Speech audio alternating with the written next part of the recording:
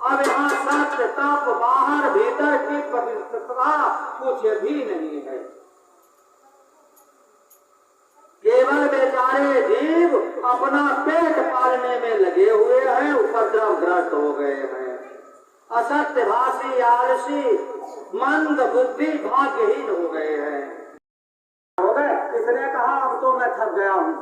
देखो कहा ब्रह्मलोक आप पैदल हमको लेकर गए और फिर कैलाश पर पालकी मंगवाओ। पालकी मंगवाई गई। ब्रह्मा जी, भोलेनाथ और धर्मराज ये सब पालकी में बचे और दूत बिठा करके भगवान के साकेत धाम को ले गए। साकेत धाम में ले गए। भगवान ने दूर से देखा आज कोई महान कोई विभूति आ रहा है। देखो भोलेनाथ पालकी में बचे, ब्रह्मा जी बचे। जब भगवान के पास पहुंचे सभी ने प्रणाम किया, पालकी को रख दिया। कहा प्रभु हम कुछ पूछने आए हैं। कहा क्या? जो पूछना चाहो पूछो। कहा कि आपके नाम की महिमा तो हमने देखी लेकिन कीमत नहीं मिल रही। भगवान ने कहा कीमत मिल जाएगी लेकिन ये इतना तो हमें भी नहीं मालूम हमारे नाम में कितनी कीमत है। अब वास्तव में जिस समय समुद्र पर सेतु बांधा जा रहा था उस समय की बात है। भगवान राव मान लिख करके पत्थर तैर रहे थे। भगवान ने क्या किया? एक छोटा सा पत्थर लिया और छोड़ दिया समुद्र में और डूब गया। बंदरों ने देखा, तालियां बजा दी, प्रभु आपके नाम में बड़ी ताकत है, आप में उतनी ताकत नहीं है। जब आपने पत्थर को डाला पत्थर डूब गया और आपके नाम से पत्थर तैर रहे हैं।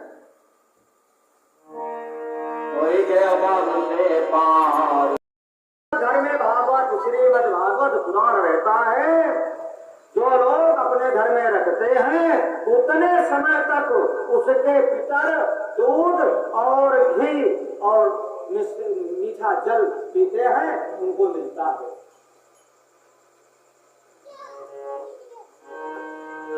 बहुत बड़ी महिमा भागवत जी की बताई गई है। सदा सेव्या श्रीमद् भागवती कथा। श्रीमद् भागवत की कथा सदा ही श्रवण करने योग्य है। सदा ही इसका सेवन करें, श्रवण करें। ओम नमो वासुदेवाय। कृष्णं नारायणं वन्दे, कृष्णं वन्दे व्रजप्रियं, कृष्णं द्वैपायनं वन्दे, कृष्णं वन्दे प्रभासुरम्।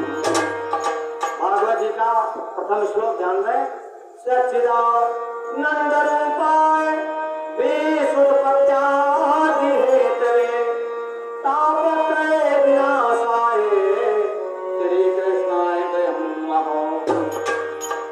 सच्चिदानंद स्वरूप भगवान श्री कृष्ण को हम नमस्कार करते हैं। सच्चिदानंद ईश्वर तो सत्य है और चैतन्य हमारे अंदर चैतन्य वास कर रहा है। गीता में लिखा है जब तक भगवान के बिना पत्ता तक नहीं हिलता। इस शरीर से जब चैतन्य निकल जाता है तो मनुष्य की पलक तक नहीं चलती। जो हमारे अंदर चैतन्य मौजूद है और चैतन्य को बहुत मुश्किल से लोग जान पाते हैं।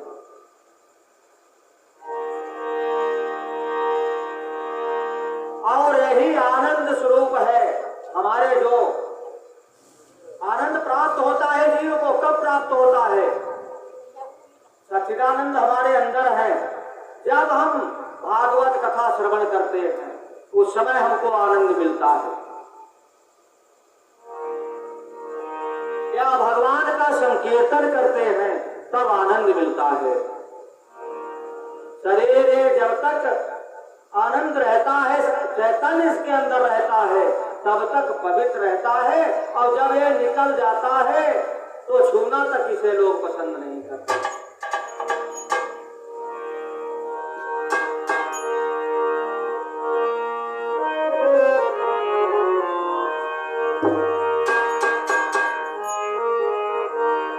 मान मेरा कहना मान मेरा कहना नहीं तो पछताएगा, मान मेरा कहना नहीं तो पछताएगा, मिट्टी का खिलौना मिट्टी में जाएगा।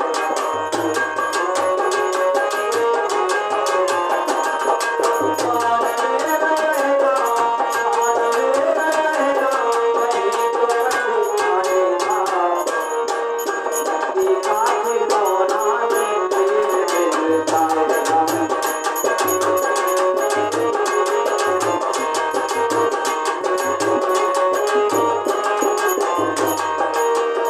बेटा बेटा क्यों करता है, बेटा बेटा क्यों करता है,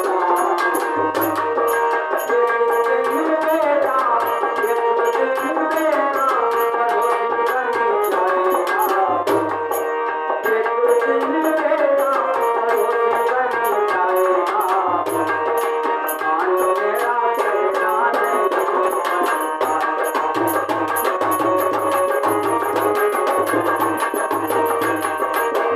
बेटी बेटी क्यों करता है, बेटी बेटी क्यों करता है, क्यों करता है, एक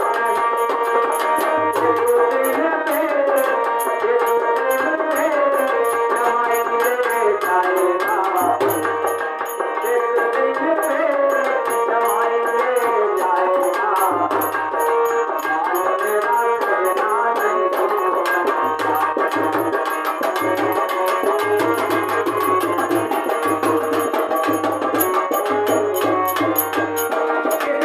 पड़ोसी का अभिमान हो जाता है और कहाँ नहीं नर्क का कारण बनता है मनुष्य का। पड़ोसी पड़ोसी क्यों करता है, क्यों करता है, पड़ोसी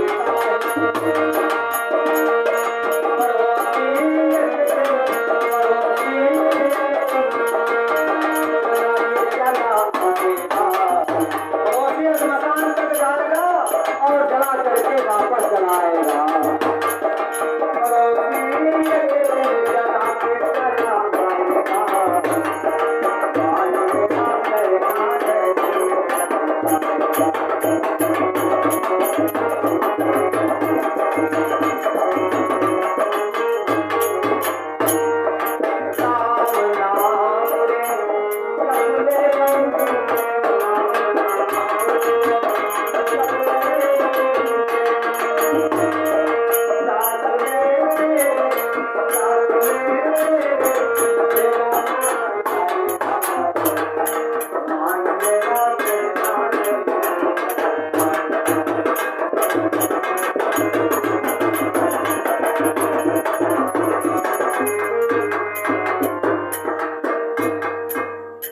भगवान कलयुग में तो अन्य युगों में सतयुग में तपस्या करने से भी भगवान बहुत मुश्किल से मिलते थे। त्रेता में यज्ञ कर्म था, द्वापर में पूजा पाठ और कलयुग में बहुत सरल साधन है, और अगर बड़ा साधन होता तो कर भी नहीं पाते लोग। कलयुग केवल नाम बधारा, असली तो मेरे नरक तरंगा। कलयुग केवल नाम बधारा, असली तो मेरे नरक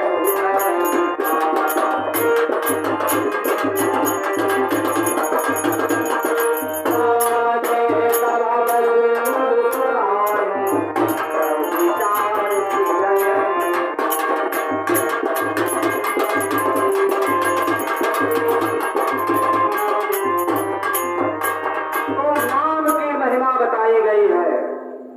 और नाम का भैया अगर बीज बो दिया जाए, कैसे बोया जाता है, ध्यान दे। एक छोटा सा दृष्टांत, एक थे धर्मचंद और एक थे करमचंद, दो भाई थे।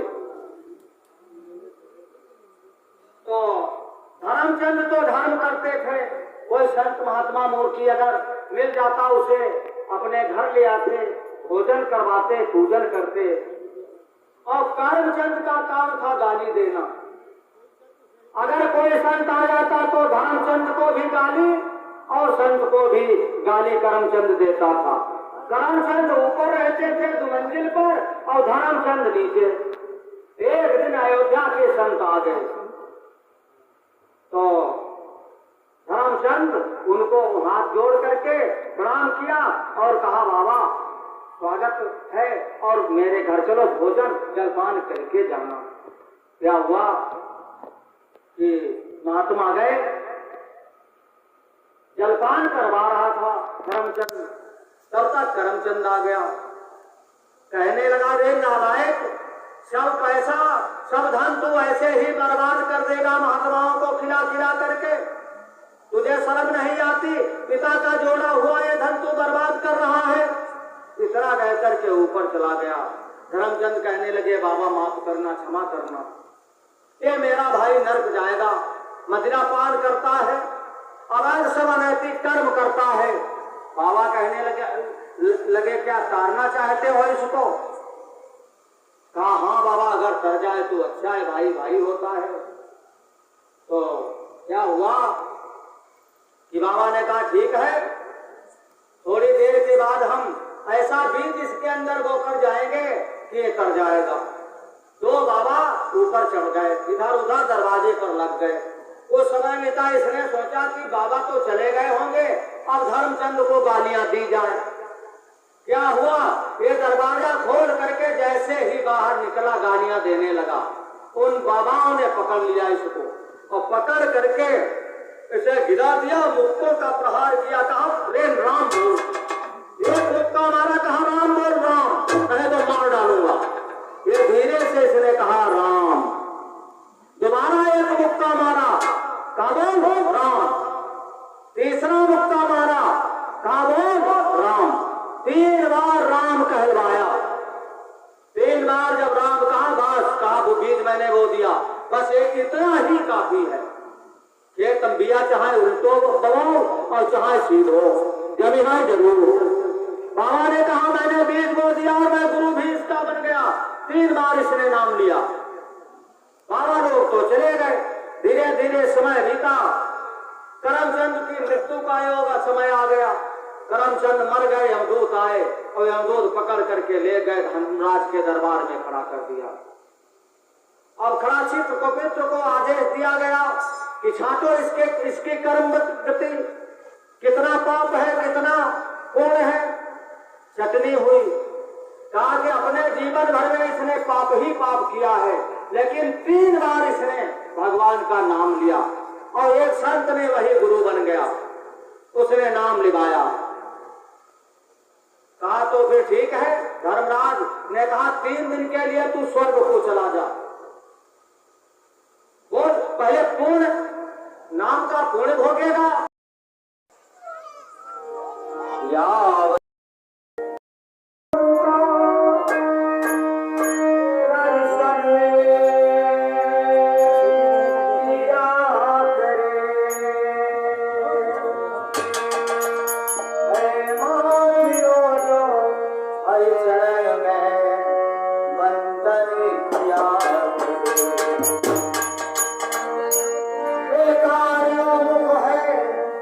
जो रहेगा बातों में